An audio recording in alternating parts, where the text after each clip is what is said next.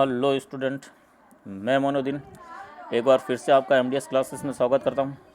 आज हम एक प्रॉफिट एंड लॉस की बहुत ही शानदार एक ट्रिक समझेंगे जिसे आप क्वेश्चन 5 सेकंड में कर पाएंगे। अब देखिए, यहाँ पे एक आदमी कुछ संतरे यानी संतरों की संख्या में मालूम नहीं है, वो 5 संतरे 1 रुपये में ख़रीदता है।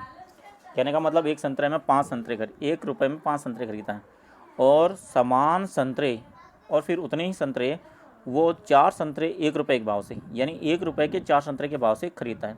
तो 2 प्रकार के संतरे खरीदता है, जिसमें पहले संतरे तो 1 रुपये के 5 खरीदता है और उतने ही संतरे 1 रुपये के 4 संतरे के हिसाब से खरीदता है।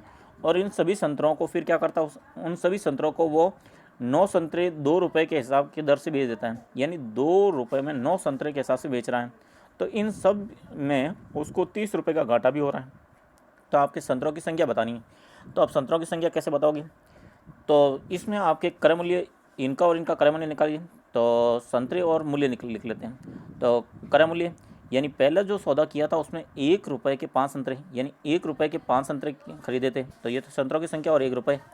और दूसरा भी क्रय मूल्य है, यानी दूसरे क्रय मूल्य में समान संतरे तो खरीदे मगर 1 रुपये के 4 संतरे खरीदे, तो 1 रुपये के 4 संतरे खरीदे थे।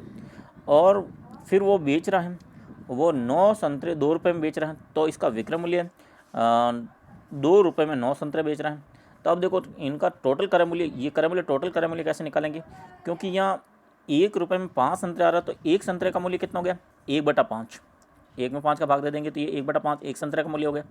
और इसी प्रकार से ये 4 रुपये में 1 रुपये में 4 संतरे खरीद रहा है, तो एक संतरे का मूल्य कितना हो गया? 1/4 हो गया। और इसी प्रकार से यहाँ पे 9 संतरे 2 रुपये के में 9 संतरे बेच रहा है, तो एक संतरे कितने में बेचेगा? 2/9 में। अब आपको क्या करना है? संतरों की संख्या निकालनी है। तो संतरों की संख्या निकालने के लिए ये 5, 4 और 9 का एलसीएम लेंगे। तो 5 और 4 और 9 का एलसीएम हो जाएगा 4 5 20, और 20 को 9 से गुणा करते 180।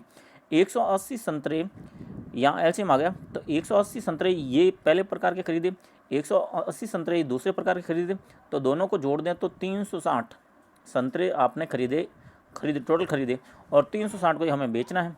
तो अब देखिए, एक संतरे का यहाँ पे क्रय मूल्य 1/5 था, तो 180 के कितने हो गया? तो इनको गुणा करेंगे तो 5 से काटेंगे तो 5 एकम 5, 5 3 15, पीछे बच गया 3 6 तो 36 रुपये आ गया। तो इसमें भी 180 समान संतरे थे, तो 180 से गुणा करेंगे तो 4 4 16, पीछे 2 4 5 20, 45 रुपये।